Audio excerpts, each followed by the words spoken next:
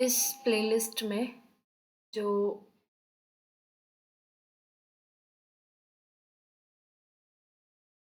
पुरानी वीडियोस हैं वो देख लेना and you will get to know हम क्या कर रहे हैं। By the way MA geography first semester foundations in geography का पेपर यूनिट 1 हो चुकी है 2 वीडियो में। यूनिट 2 की ये दूसरी वीडियो है। पिछली वीडियो में मैंने आपको इन्वायरमेंट डिटर्मिनिज्म जो है वो बता दिया था। अब इस वीडियो में जो हम डिस्कस करेंगे वो एक सेकंड है। इस वीडियो में जो हम डिस्कस करेंगे दैट विल बी पॉसिबिलिज्म। ठीक है, पॉसिबिलिज्म एज अ थीम जो ये है किसने दिया था? फ्रेंच जोग्राफर है एक, विडाल दे ला ब्लाश। इनको हम बोलते हैं फादर ऑफ पॉसिबिलिज्म। और एंड ऑफ 19th और अर्ली 20th सेंचुरी में उन्होंने ये दिया था। ऐसा नहीं है कि पहली बार ही पॉसिबिलिज्म कुछ एज अ नया थीम आया। पहले नाम ऑब्वियसली इन्होंने एक अलग सेपरेट थीम इसको बना दिया, बट पॉसिबिलिज्म जो है वो उससे पहले भी था। जैसे इमैनुअल कांत जो है उन्होंने कंसेप्ट दिया था न्योमेना का, NOUMENA, न्योमेना एंड फिनोमेना। ठीक है, किसने दिया था ये न्यूमेना और फिनोमेना का कंसेप्ट? इमैनुअल कांत ने। उन्होंने क्या बोला था कि न्यूमेना यानी कि ऑब्जेक्टिव रियलिटी, ठीक है, जिसको हम कभी नहीं देख सकते। फिनोमेना यानी कि जो what humans are seeing after passing through mental filters. मतलब कि अगर आप किसी चीज को देख रहे हो और आपका उस चीज को देख के क्या पर्सपेक्टिव है, राइट? तो किसी फिनोमेना को आप नोटिस कर रहे हो तो कोई चीज फिनोमेना है। अब मेरे लिए एक चीज अलग है, मैंने समझा रखा है पहली वीडियो में, किसी और के लिए वही सेम चीज अलग है। तो this is what, obviously something subjective. Noumena जो है ये कांत बोलते हैं ऑब्जेक्टिव है, इसको हम कभी भी ह्यूमन बींग्स देख नहीं सकते। ठीक है, फिर कार्ल रिटर जो है, कार्ल रिटर बात करते हैं, इनकी जो कल्चरल राइटिंग्स हैं वहाँ से भी हमें पॉसिबिलिज्म का देखने को पता लगता है कि यस ये भी जो है। फिर जो फ्रेडरिक रेडजल है, उनकी जो बुक थी एंथ्रोपोजियोग्राफी वॉल्यूम 2, वहाँ पर भी कहीं ना कहीं हमें पॉसिबिलिज्म का देखने का मिलता है। फिर जो चर्चिल सैम्पल थी, उन्होंने भी तो बात करी थी ना एंग्लो सैक्सन की कच्छ की माउंटेन्स में, भाई ये उनका जो आसपास के एरिया से अलग एरिया में रह रहे हैं एंड देन स्टिल इनका जो कल्चर है वो अभी तक प्रिजर्व्ड है। इसको इन डिस्टिंग्विशेबल एक्सीलेंस इन्होंने बोला था, राइट? या तो ये चीज़ है। ठीक है, अब ये जो पॉसिबिलिज्म है जनरली अगर देखें तो ये क्यों आया, कहाँ से इसका जन्म हुआ और ये क्यों आया? एक्चुअली ये एक रिएक्शन की फॉर्म में ये एक चेन बना। जब इन्वायरमेंटल डिटर्मिनिज्म इतना ज़्यादा प्रचलित था तो उसको कई लोग अपोज भी कर रहे थे। तब जाके ये जो है बेसिकली एज अ रिएक्शन आया। इन्वायरमेंटल डिटर्मिनिज्म जैसे कि रेडजल हैं, सिंपल हैं, ये आर्ग्यू करते थे कि जो नेचुरल इन्वायरमेंट है वो डिटरमाइन करती है ह्यूमन की लाइफ को और कल्चरल डेवलपमेंट को। तो लोगों ने बताया था, मैंने criticism of environmental determinism, right? उन लोगों ने क्रिटिसाइज करा कि ये इन्वायरमेंटल डिटर्मिनिज्म का कंसेप्ट तो बहुत रिजिड है। स्पेशली जो जर्मन और फ्रेंच स्कॉलर्स थे उन्होंने उन्होंने देखा कि ह्यूमंस जो हैं वो नेचर कंट्रोल में ठीक है जी रहे हैं, बट इतना भी रिजिड नहीं है कि उसके अलावा कुछ और है ही नहीं। वो पैसिव रेसिपिटेंट्स है नेचर्स कंट्रोल। ये ह्यूमन बींग्स जो हैं वो भी इन्वायरमेंट में अल्टरेशंस कर सकते हैं।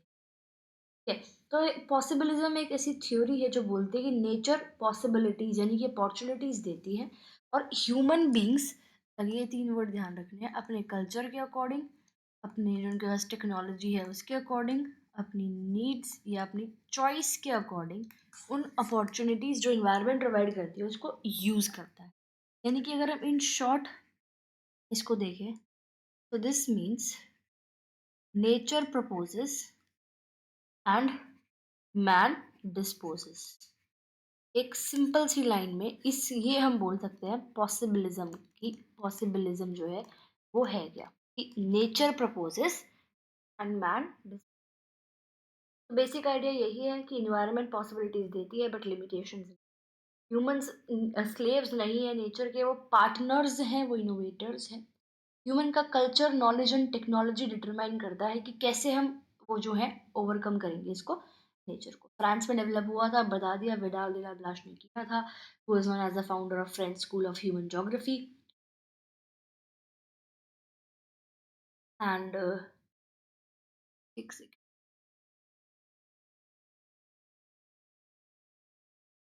Okay, so actually what is the core philosophy of possibility?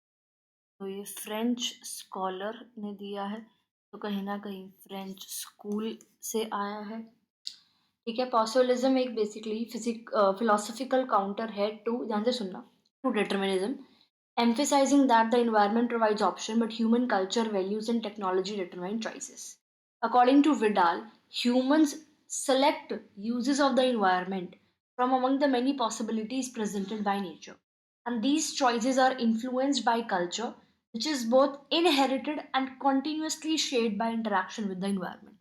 यानी कि एक इंसान कौन सी अपॉर्चुनिटी ग्रैब कर रहा है, कौन सी अपॉर्चुनिटी ले रहा है, वो इन्फ्लुएंस होता है कल्चर से। और जो कल्चर है वो इनहेरिटेड भी है, कि भाई आपके जो माइंडसेट है वो इनहेरिटेड है, या जो डेवलप हुआ है धीरे धीरे, जैसे आप आसपास रह रहे हो आपकी एक्सपीरियंसेस से आएंगे। इनहेरिटेड हमने पढ़ा था, क्या बोलते हैं उसको हम, neo Lamarckian perspective. Neo Lamarckian perspective was given by whom? William Morris Davis, video में बताया। ठीक है, अब एग्जाम्पल, फॉर एग्जाम्पल, एक कोल है, right? A tribal person might see it as a black rock, but an industrial society may see it as a valuable fuel resource. So therefore, the choice of environmental possibilities depends on technological knowledge, cultural perceptions, and socio-economic conditions. ठीक है, तो Widal जो हैं इनको हम बोलते हैं father of modern French geography. इन्होंने बेसिकली एक बुक लिखी थी, प्रिंसिपल्स ऑफ ज्योग्राफी ह्यूमेन। ठीक है, no need to learn the name obviously. तो इन्होंने अपनी बुक के अंदर एक कंसेप्ट दिया था, जेनरे दे वे का। ठीक है, जेनरे दे वे को हम बोलते हैं वे ऑफ लाइफ। ठीक है, ये आइडिया इन्होंने दिया था कि the way of life of population shared by choices among many environmental possibility. यानी कि जो लाइफस्टाइल है लोगों का, वो उनकी चॉइसेस अमंग इन्वायरमेंटल पॉसिबिलिटीज, जो उनसे इन्वायरमेंटल पॉसिबिलिटीज मिली हुई हैं उनमें से वो चूज कर रहे हैं, उसके अकॉर्डिंग उनका लाइफस्टाइल है। ये सेम इन्वायरमेंट है लेकिन वो डिफरेंट वेज ऑफ लाइफ लोगों की सपोर्ट करता है, depending on the culture and technology. For example, एक सेम फर्टाइल लैंड में एक कम्युनिटी राइस ग्रो करती है, कोई और व्हीट ग्रो करता है, कोई और कॉटन ग्रो करता है, डिपेंड करता है उनकी जो नीड्स है और जो नॉलेज है। तो इन्होंने ह्यूमन को देखा as an active agent who are adapting and transforming environments. क्या कोर फिलोसफिकल आइडिया है इसके पीछे? Critique of environmental determinism. एक चीज तो ये हो गई, मतलब जो ये विडाल हैं, he was the critic of environmental determinism. ठीक है, जो कि भाई नेचर जो है वो अलोन डिटरमाइन करता है ह्यूमन की सोसाइटी को, against this idea. He rejected separating natural and cultural landscapes, बोला ये सेपरेट हो ही नहीं सकते। फिर नेचर ह्यूमन रिलेशनशिप, इन्होंने एक सिम्बायोटिक रिलेशनशिप बताया कि नेचुरलाइजेशन ऑफ ह्यूमन है तो ह्यूमनाइजेशन ऑफ नेचर भी होगा। ठीक है, long term adaptation and historical coevolution की। फिर ये जो रीजन वर्ड है और जेनरे दी वाई है, इन्होंने इसका कंसेप्ट दिया। रीजन को इन्होंने क्या बोला? पेज बोला, कल्चरल पेज, PAYS, और ये जेनरे दी वाई, ये DE अलग है, VI अलग है, ये तीन वर्ड है। ठीक है, हाँ। तो रीजन पेज का कंसेप्ट दिया कि एक एरिया जो है वो जैसा आज है वो शुरू से ही ऐसा नहीं था, वो धीरे धीरे इवॉल्व हुआ है जब नेचर के बीच में और सोसाइटी ह्यूमंस के बीच में इंटरेक्शंस हुए हैं। हर एक रीजन यूनिक है उसकी हिस्टोरिकल डेवलपमेंट और ह्यूमन चॉइसेस के अकॉर्डिंग। जेंडर दिवाय तो बता ही दिया। डिस्टिंक्ट लाइफस्टाइल है कम्युनिटीज का जो कि इन्वायरमेंट और कल्चरल अडेप्टेशन से है। जैसे कि टोंकिन डेल्टा में राइस कल्टीवेशन क्यों होता है, बॉर्डियक्स फ्रांस में विटीकल्चर क्यों होता है, सेंट्रल एशिया में पेस्टोरलिज्म क्यों है, राइट? तो ये चीज है। ओके, तो बेसिकली इनकी जो अप्रोच थी वो कैसी थी? वो रीजनल अप्रोच थी। अब समझ में आया बेसिक्स में जब बताया था सिस्टमैटिक अप्रोच होती है, एक रीजनल अप्रोच होती है, तो क्यों बताया था, राइट? ठीक है। फिर विडाल के बाद एक आते हैं ल्यूस विडाल के बाद जो नेक्स्ट पर्सन है वो है लुसियन फेब्रे। ल्यूसियन फेब्रे।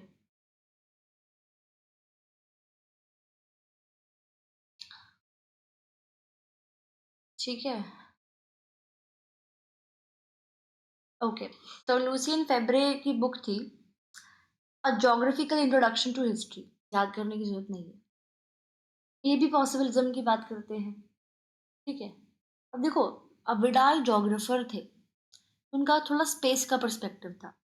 ल्यूसियन फेब्रे जो है ये हिस्टोरियन थे, तो इनका थोड़ा टाइम से रिलेटेड पर्सपेक्टिव था और काफ़ी एक्सट्रीमिस्ट व्यू था।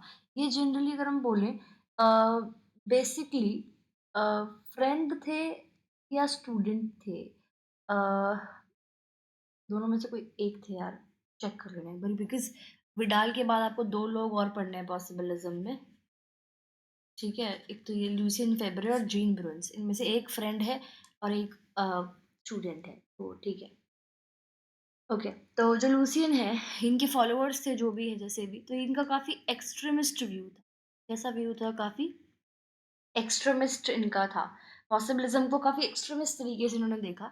और मैंने बताया था बेसिक्स में कि जब पॉसिबिलिज्म को एक्सट्रीम तरीके से देखा जाता है तो उसको वॉलंटरिज्म कहते हैं। ठीक है। इन्होंने लूसियन फेब्रे ने ही पॉसिबिलिज्म जो वर्ड है, कंसेप्ट नहीं, वर्ड जो टर्म है, वो कॉइन करा था। ये एक हिस्टोरियन थे, उन्होंने बोला there are no necessities but everywhere possibilities. Necessity नहीं है, हर जगह पॉसिबिलिटी ही पॉसिबिलिटी है। तो इन्होंने इन्वायरमेंटल डिटर्मिनिज्म को बिल्कुल ही क्रॉस कर दिया। उन्होंने बोला इन्वायरमेंट इनिशियल सेटलमेंट को इन्फ्लुएंस करता है, बट बाद में सोशल इकोनॉमिक पॉलिटिकल प्रोसेसेस वो डोमिनेंस में आ जाते हैं, राइट?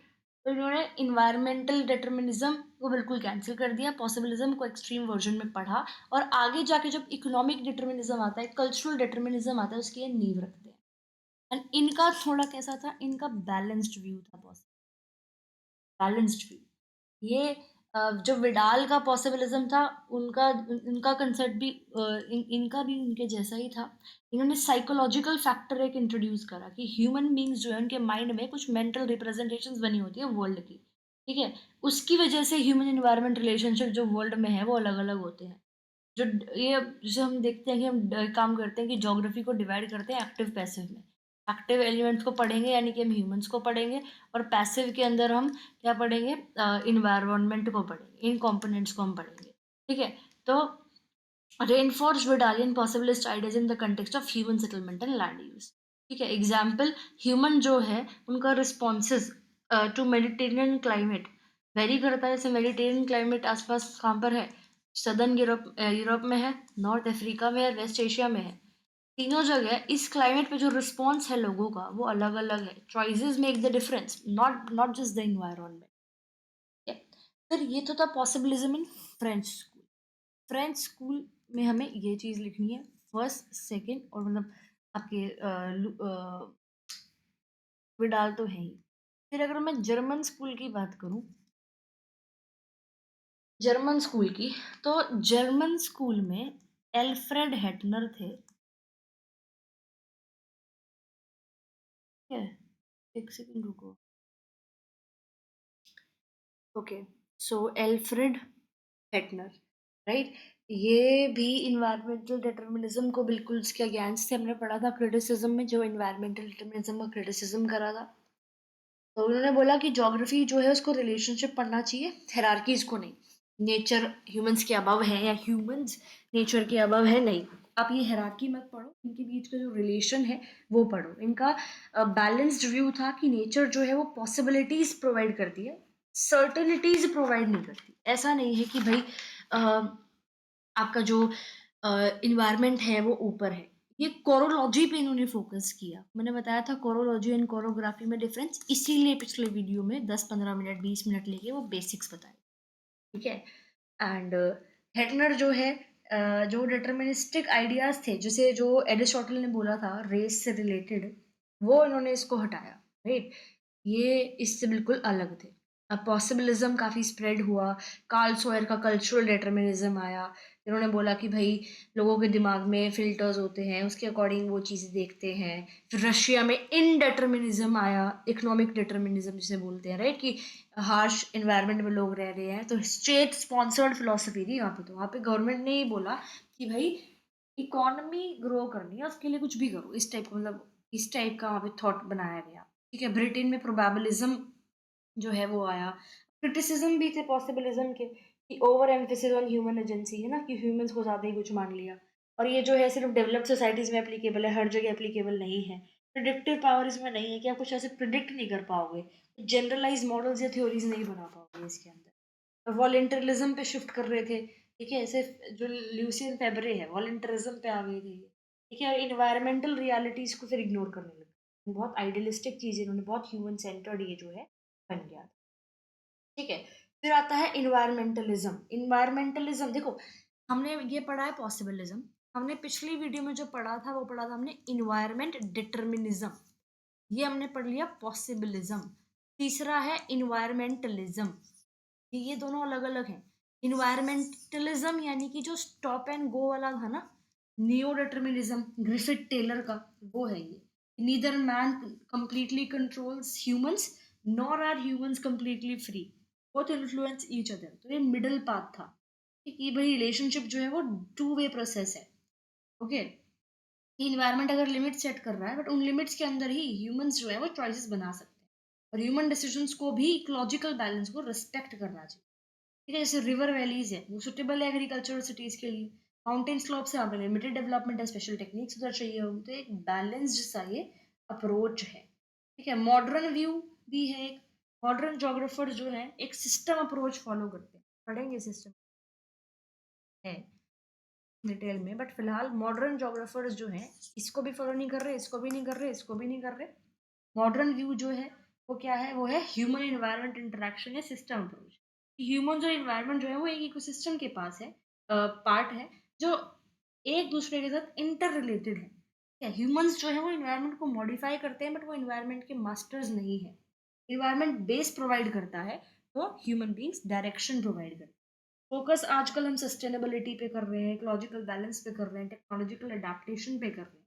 तो इन्वायरमेंट स्टेज सेट करता है और ह्यूमंस एक्ट परफॉर्म करते हैं, पर दोनों जो है वो सेम ही प्ले का पार्ट है, इस तरह से इसको बोल सकते हैं, ठीक है। तो यहाँ पर अगर मैं आपको बताऊं,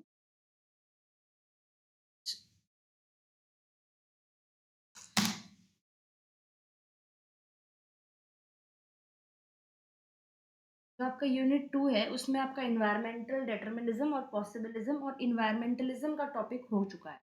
तो ये 2 टॉपिक हो चुके हैं। पहला टॉपिक था इन्वायरमेंटल डिटर्मिनिज्म एंड पॉसिबिलिज्म, पिछली वीडियो में आधा हो गया था, पॉसिबिलिज्म इसमें हो गया। एंड इन्वायरमेंटलिज्म वो भी इस वीडियो में हो चुका है। फिर है geography as a science of relationships. The next topic in the unit is geography as science of relationships. अब इसमें क्या करना है कि ज्योग्राफी रिलेशनशिप्स की साइंस है। I hope you understand the meaning, right. बहुत फंडामेंटल कंसेप्चुअल टॉपिक है। इसमें इतना कुछ फोकस नहीं करना। देखो जो ये मतलब है, एक सेकेंड, बहुत बेसिक सा टॉपिक है, इस पे एग्जैक्ट क्वेश्चन नहीं आएगा, but yes it will obviously help you.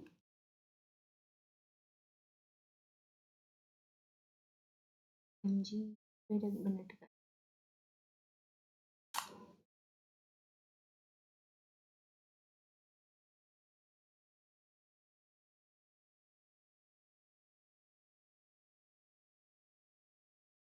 Okay, तो जो ये टॉपिक है geography as a science of relationships,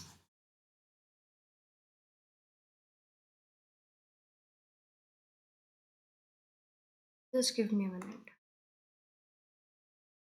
Okay, so geography as a science of relationship, it means that geography is not just about place or maps.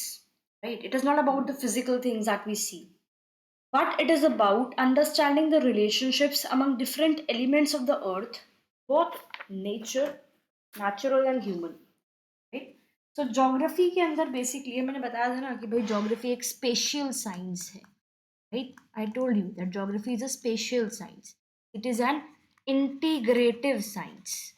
It is an integrative science. Spatial है, integrative है, और जो relationship है between your human and between your nature, उसको balanced view में पढ़ने का इसका काम है. सिंपल. ठीक है. So geography studies how things are related in the space, how people, climate, landforms, vegetation, water and economic activities are connected and influence each other.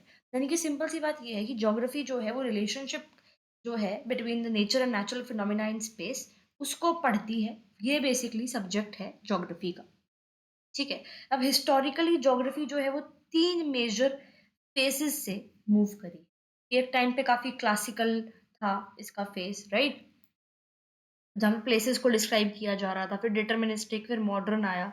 यानी कि पहले तो हम सिर्फ अर्थ की डिस्क्रिप्शन देते थे, जो हमारा स्पेस है उस स्पेस का सिर्फ एक कौन सा लैंडस्केप व्यू हमारे पास था. पिछली वीडियोस देखी होगी तो समझ में आ रहा होगा. फिर हम लोकेशनल व्यू पे आए and after the locational view हम प्लेस के व्यू पे आए. ठीक है. तो तब हमने अर्थ डिस्क्रिप्शन से अर्थ एक्सप्लेनेशन की तरफ हम मूव कर रहे हैं. This is when it began to be called the science of relationships, focusing on interconnections rather than the isolated facts. ठीक है. फॉर एग्जाम्पल जस्ट थिंक कि अर्थ जो है एक रिलेशनशिप्स का वेब है. तो नेचुरल इन्वायरमेंट है, क्लाइमेट, सॉइल, लैंड, वाटर, ये इन्फ्लुएंस करते हैं कि ह्यूमंस जो है वो कहाँ और क्यों रह रहे हैं. इन टर्न जो ह्यूमन के एक्शंस है, फार्मिंग, बिल्डिंग, माइनिंग, ये मॉडिफाई करते हैं इन्वायरमेंट को. ज्योग्राफी जो है वो इनके बीच का इंटरेक्शन और इंटरडिपेंडेंस को पढ़ता है. तो ज्योग्राफी सिर्फ फिजिकल या ह्यूमन नहीं है, इसका एक डुअल नेचर है, इनका एक ब्रिज है. रिचर्ड हार्टशॉन ने बोला था कि ज्योग्राफी जो है it is concerned with providing an accurate, orderly and rational description and interpretation of the variable, right? And so geography is a study of man's adjustments to nature. Basically 2 type के relationship इसमें पढ़ते हैं हम.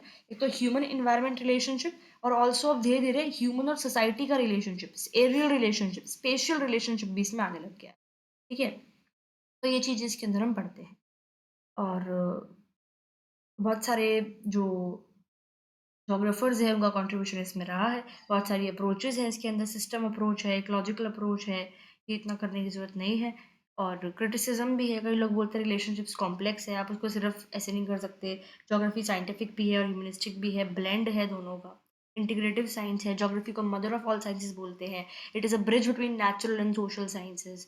नहीं तो simple ऐसे ही, इसमें कुछ ऐसा अलग सा कोई टॉपिक ऐसा नहीं है ये कि भाई geography the science of relationships का क्वेश्चन बताओ. ऐसा कुछ क्वेश्चन बड़ा ऑब्वियसली नहीं आएगा, बट इसकी हेल्प से आप क्वेश्चंस में इंटीग्रेट कर सकते हो 1-2 लाइन. बस इतना ही इम्पोर्टेंट ये क्वेश्चन था. फिर फाउंडेशन इन ज्योग्राफी का जो लास्ट वो है, last topic of this unit is that geography as an integrated science. अब ये भी कोई ऐसा सेपरेट टॉपिक नहीं है कि आपसे क्वेश्चन आएगा कि भाई बताओ कि geography is an integrative science है, 12 नंबर में आपसे ये क्वेश्चन. 12 नंबर का नहीं है आई गेस, बीए में होता था ना, एक बार चेक कर लेना भाई कितने मार्क्स का क्वेश्चन है. 12 का ही है शायद या 15 का, I know, I am not sure, may be 12 का है. ठीक है. तो ऐसे क्वेश्चन नहीं आएगा, बट इसमें आप